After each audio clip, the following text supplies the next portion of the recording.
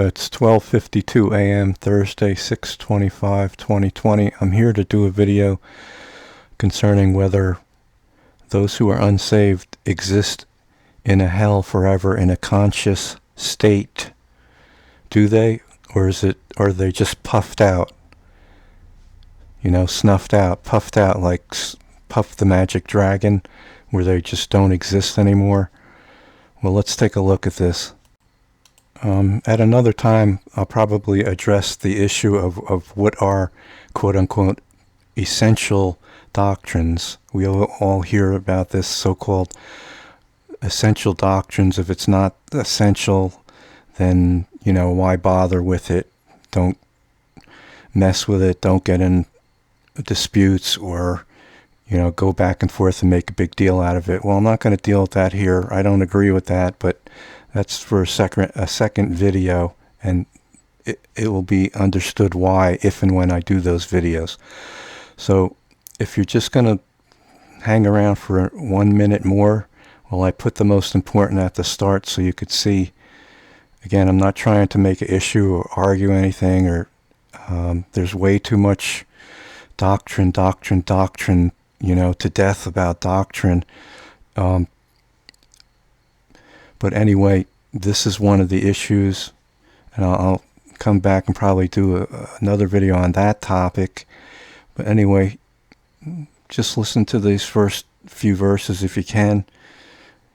This is my notes here, and this occurs at the end of the tribulation and at the start of the 1,000-year millennium. What happens, we all know that it says, and the beast, oh, by the way, it's ESV, don't take that as anything. This just happened to be the what came up when I did a search for all the hell verses. So, don't get upset if you're saying, oh, why? That would be another issue, why you're using this version and so on. Anyway, if you could just let it go, it'll explain well enough what this is about. Anyway, here we go again. At the end of the tribulation, and at the start of the 1,000-year millennium, it says, and the beast, the Antichrist, was captured, and with it the false prophet, who in its presence had done the signs by which he deceived those who had received the mark of the beast and those who worshipped its image. Now these two were thrown alive into the lake of fire that burns with sulfur. Okay? Those two were thrown alive, horrifying to even imagine, into the lake of fire. That's where they are. Now what happened next? The devil is chained at this point, okay?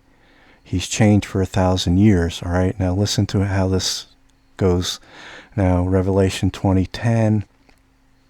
This is at the end of the millennium now. It says, and the devil who had deceived them, well, all the nations, all the people again, back to do, deceive everyone and send as many to hell as possible.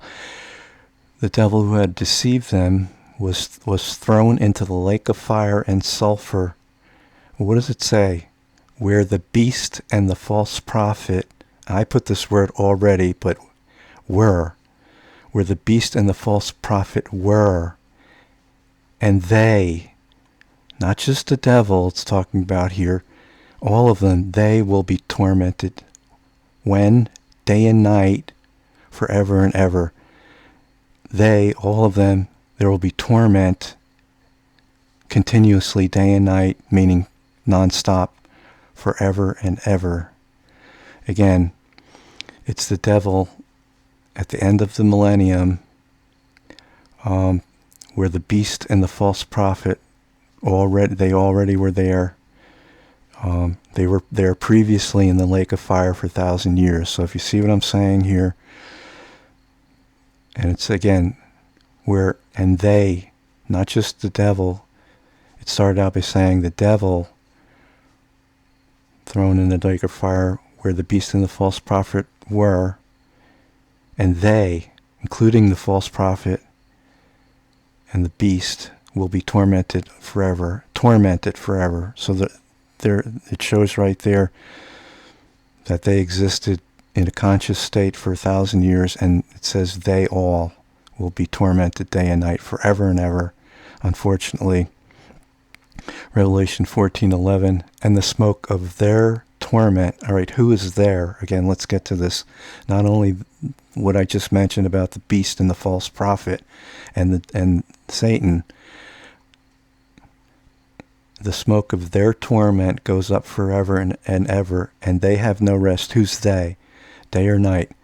These worshippers of the beast and its image, and whoever receives the mark of its name. Whoever. See that? They're part of their torment, goes up forever and ever and has no rest day or night. These worshippers of the beast and its image, and whosoever receives the mark of its name.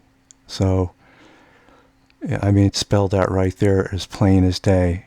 Anyone who takes the mark, worships the beast, and receives the mark of its name will have that eternal torment. Now, there's another topic I could come on and do a video about. Is the question is, can someone take the mark and they'll still be saved and they won't, lose their salvation? I'm not going to, again, that would be another topic. But,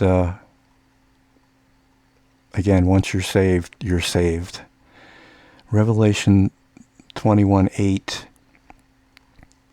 But as for the cowardly, the faithless, the detestable, murderers, sexually immoral, sorcerers, adulterers, all liars, their part will be in the lake that burns with fire and sulfur, which is the second death. All right. It's always the question, what is this second death? Well, it says right here, their portion will be in the lake that burns with fire and sulfur, which is the second death. That's the second death. The lake that burns with fire and sulfur. Okay, that's what that means. And then I wrote this note here. It's not referring to loss of consciousness forever, though it is a spiritual death, because they died in their sins, having not received or experienced the new birth or new spiritual life. Again, you must be born again to pass from spiritual death to spiritual life, okay?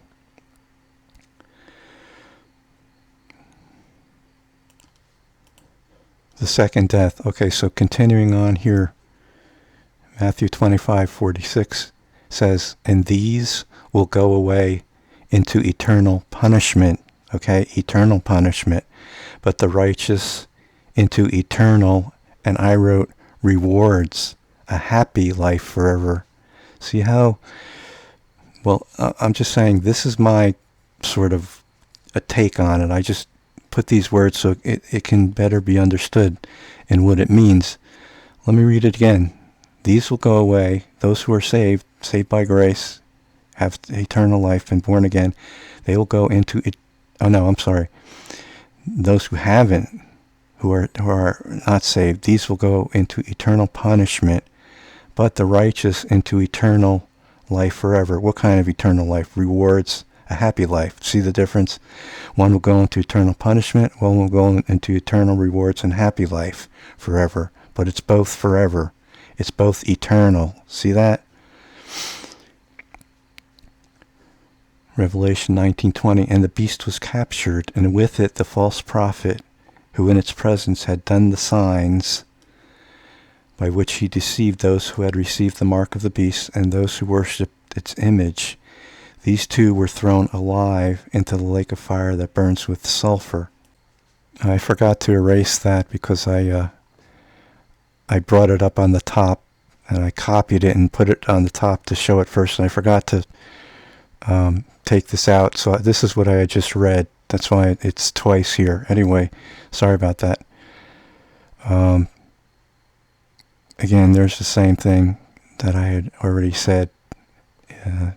I left it there by mistake. They have no rest. The smoke of their torment goes up forever and ever, and they have no rest day or night. these worshippers of the beast and its image, and whosoever receives the mark of its name. All of them. Matthew 13:50, and throw them into the fiery furnace. In that place there will be weeping and gnashing of teeth. In order for that to exist, they have to be alive to experience that, to do those things, right? It doesn't say that they're just going to be put in the furnace and poof, and they're gone. They have no consciousness. They're unfortunately thrown into this furnace. In that place, there will be weeping and gnashing of teeth. So there's humans, people, souls in there weeping and gnashing their teeth. They have to be conscious to be doing that.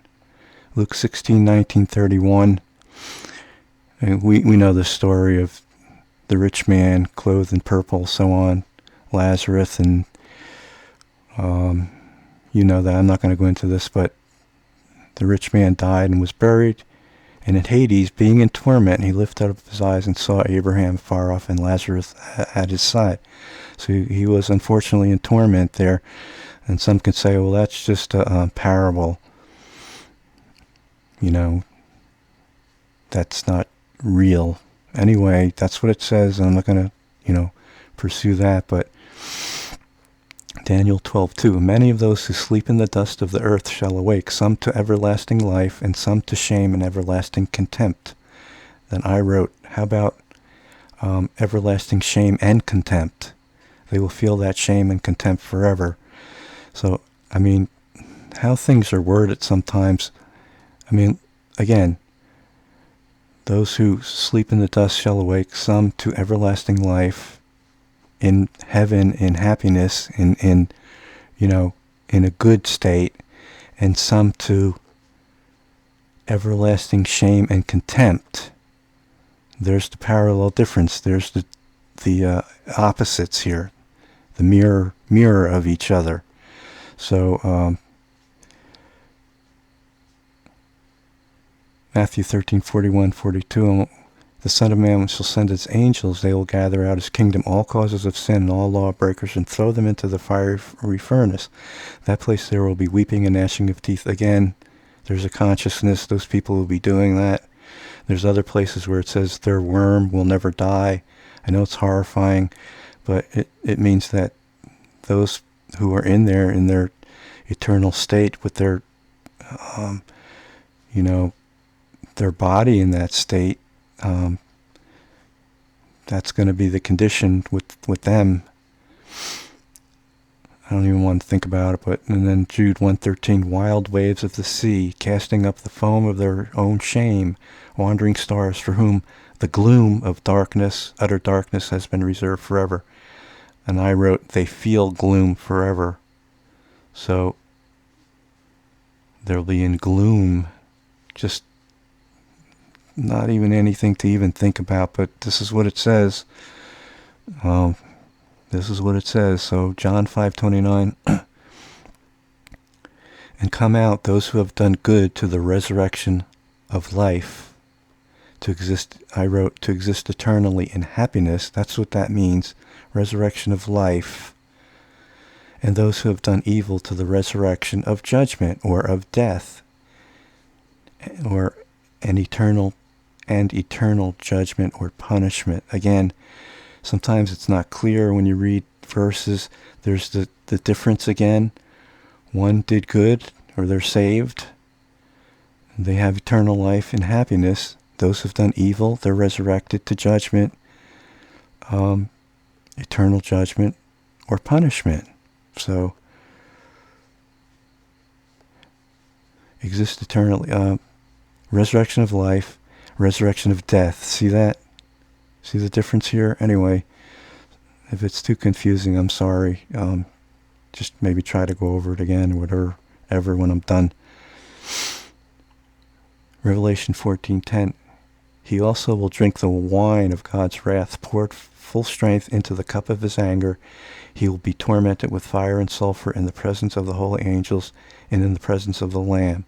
So they're not snuffed out in annihilation. This is the fate of of the unsaved.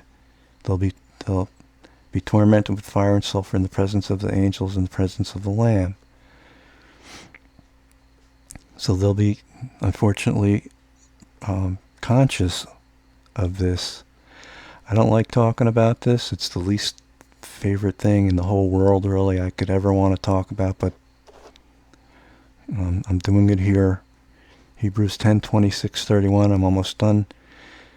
Oh, this would be another video. This was in this, but that's a whole nother topic. This is totally taken out of context too. So that's it. Sorry if this took too long. So that pretty much sums up what the issue is concerning hell. All right, take care. Bye.